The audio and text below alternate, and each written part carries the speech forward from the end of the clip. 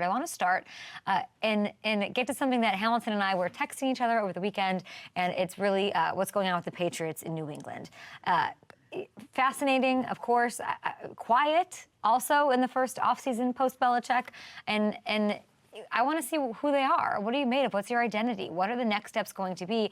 And it's relatively unclear with how free agency has at least played out so far. They trade away Mac Jones. Here's the moves. Let's get you up to speed out there while you're drinking your coffee this morning. They bring in Jacoby Brissett. They put the transition tag on Kyle Duggar to keep him around. Not a lot of big moves here. No blockbusters here.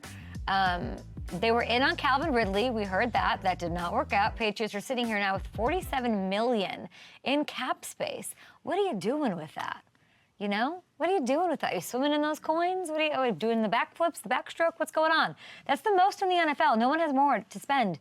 And there's no big names left to sign. What are we doing?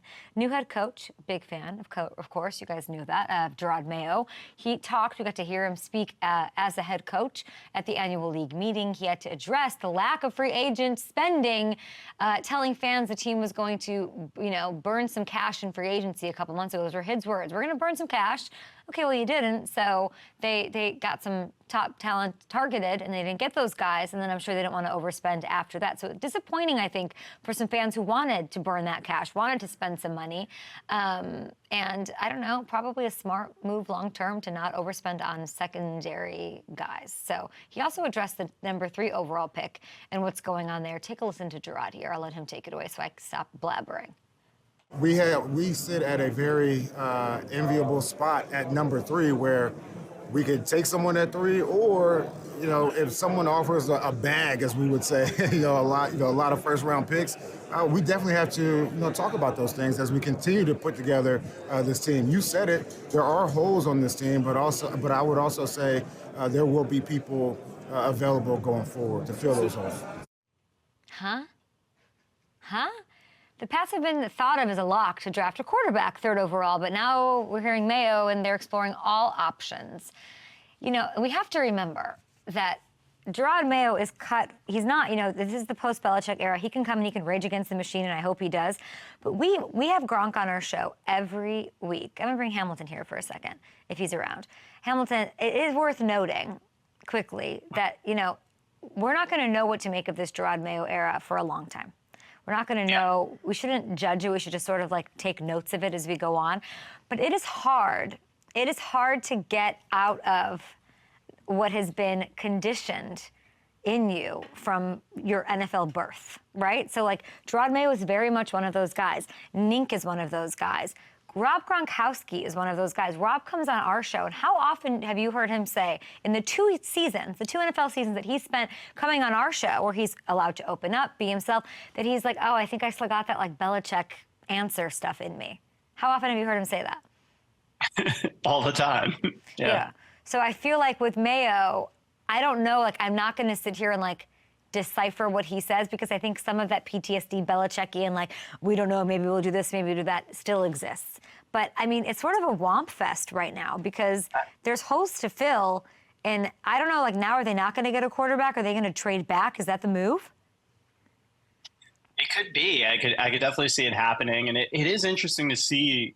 You talk about Gerod Mayo's approach with the media so far. It seems like he is trying to break out of it a little bit, like him saying that they're going to burn cash in free agency. I think he said during that press conference that he didn't regret it, but it did teach him a little bit about how to approach things. Yeah.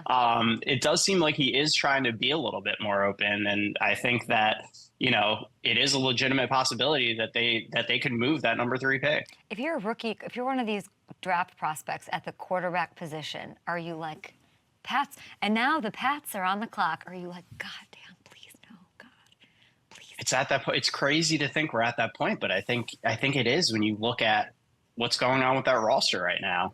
Let's take a look, guys, as we have Hamilton here. Their O-line's a disaster.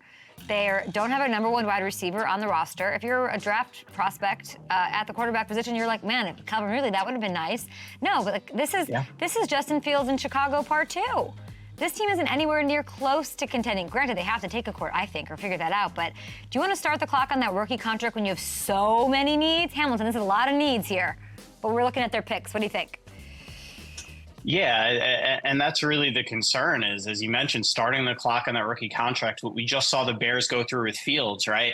They finally got the support around him, and now his contract is at a point where you haven't seen what he's fully capable of because they hadn't had the support. And now you're at a point where you have to decide whether or not you're going to pay him, and you don't even know what he fully is. It's a bad spot to be in. So the thought is, do you build up the rest of that roster first, trade down, accumulate some more picks, accumulate some more talent, and then bring in the rookie quarterback later? It's a hard sell to fans, I think. Yeah. But it's an interesting idea. And I think you have to look at when we sat with Coach Sean Payton at the Super Bowl, and he's like, I'm looking to fall in love. If they're in love with the guy, fine. If you're not in love with the guy, then you do say, hey, Vikings, Broncos, who I'm sure want to, outside of that top 10, move in and get a quarterback. And maybe the Patriots can then kick the quarterback down the road for one more season and save themselves that rookie window.